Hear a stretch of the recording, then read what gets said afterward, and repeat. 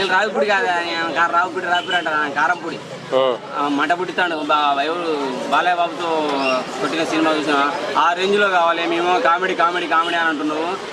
రఫాడిద్దాం పేరు కూడా పెట్టించినారు, సంక్రాంతికి రఫాడించేద్దాం అంటున్నారు. నాకు తెలిసిన టైటిల్ కూడా అదే ఉండొచ్చేమో, రఫాడిద్దాం అనేది టైటిల్. అప్పుడెప్పుడు చూసినాం, ఆ డైలాగ్ విన్నాము, రచ్చ చేశారు. అది ఒక బ్లాక్ బస్టర్ సినిమా. సో ఒక టైటిల్ అయితే బాగానే అనిపించింది, సంక్రాంతికి రఫాడిద్దాం చెప్పి. ఇదే టైటిల్తో వస్తే మంచిదే, కానీ టోటల్ కామెడీ పెట్టకు. బాలయ్య బాబుకి భగవంత్ కేసరి ఎలా ఇచ్చావో ఆ రేంజ్లో కొంచెం ఎమోషన్ కావాలి, అలాగే మాస్ ఎలివేషన్స్ కూడా కావాలి. ఎందుకంటే చిరంజీవి ఆల్రెడీ చాలా కామెడీ కూడా చేశాడు. సో అంత కామెడీ అయితే చిరంజీవితో నువ్వు పండించాల్సిన లేదు. ఖచ్చితంగా నువ్వు అదే అలాగే సరే ఓన్లీ కామెడీ రూపంలో వస్తాను అనుకుంటే మాత్రం రీసెంట్గా సంక్రాంతికి వచ్చి మన ఎంకి మామ అదే ఎంకి బా వచ్చి ఎలా రచ్చ చేసిండో నవ్వులతో ఒక కుర్రాన్ని పెట్టించేసి, నాకు తెలిసి సినిమా అంతా ఆ కుర్రాడి వల్ల ఎత్తైందని అనుకుంటున్నా.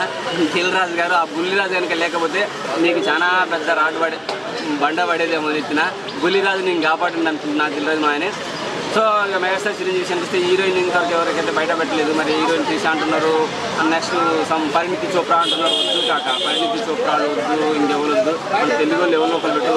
లేదంటే శృతి హాసన్ తీసుకుంటారా, కాజల్ని తీసుకుంటారా, నో ప్రాబ్లం. ఖచ్చితంగా బాగా బ్లాక్ బస్టర్ హిట్ కొట్టేస్తుంది. లేదంటే అఫ్కోర్స్ సంక్రాంతికి వస్తున్న సినిమాలు వద్దని ఇద్దరు వాళ్ళు వద్దు, వేరే వాళ్ళని కొత్త వాళ్ళని పెట్టేసి కొంచెం బ్లాక్ బస్టర్ కావాలనుకుంటున్నా.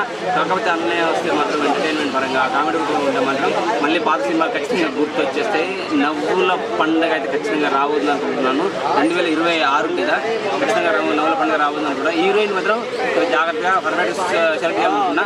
నెక్స్ట్ భీమ్స్ను నిజంగా భీమ్సయ్య నువ్వు ఇప్పటివరకు చేసినంత వేరు, నీ కళ కాదు మా కళ నెరవేరేది. నువ్వు చిరంజీవి అనే డైరెక్షన్లో దద్దరిలా కొట్టాలి, మంచి బాక్స్ ఆఫీస్ రికార్డులు కొట్టేలా మంచి సౌండ్ ఇవ్వాలి, మంచి ఆల్బమ్ ఇవ్వాలని అనుకున్నాము. ఎందుకంటే మా మండలం వాడి, మా డిస్టిక్ వాడి భీమ్స్ నీ జన్మ ధన్యమైందో లేదో కానీ మా జన్మ ధన్యం అయింది. నీకు చిరంజీవి అన్నయ్య ద్వారా అన్ని సినిమాలు అవకాశాలు రావడం మా జన్మ ధన్యం అయిందని మేమైతే కోరుకుంటాము.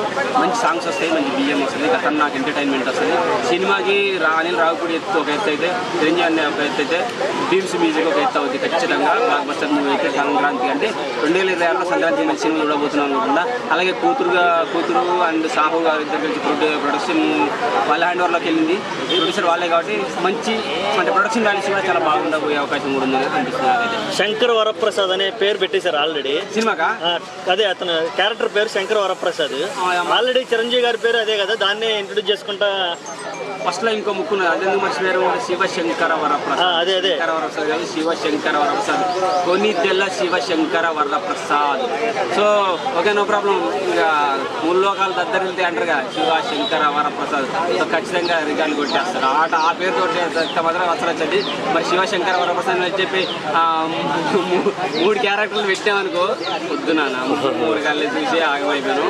3 క్యారెక్టర్లు వద్దు, శివశంకరుడు ఒకడు, వరప్రసాద్ ఒకడు, 2 క్యారెక్టర్లు పెడితే పెట్టు. లేదంటే సింగిల్ క్యారెక్టర్ శివశంకర వరప్రసాద్ అని పెట్టేసి ఏదైనా కన్ఫ్యూజ్ చేసేసి ఎంటర్టైన్మెంట్ చేయి, కానీ ముగ్గురు మాత్రం పెట్టద్దు అని కోరుకుంటారండి. యాక్చువల్గా ఘరానా మొగుడు ఫ్యామిలీ టైపులు, అలాగే గ్యాంగ్ లీడర్లు అంటే మాస్ రెండింటిని మిక్స్ చేసి తీస్తున్నారని ఒక టాక్ ఉంది. ఇది ఇప్పుడున్న సిచ్యువేషన్లో చిరంజీవి గారి వయసుకి సెట్ అవుతా. ఎందుకంటే ఆ కెమెరామెన్ పర్ఫెక్ట్ ఉంటే ఆయన 35కి తీసుకొచ్చేస్తాడు, 65 35కి తీసుకొచ్చేస్తాడు. కాబట్టి నో ప్రాబ్లం. కెమెరామెన్ కూడా మంచిగా అంటే కంటిన్యూ తనతో ట్రావెల్ చేసే కెమెరామెన్ పెట్టినట్టున్నారు. ఎడిటర్ కూడా మొత్తం వాళ్ళ టీంనే పెడుతున్నాడు, అనిల్ రావిపూడి.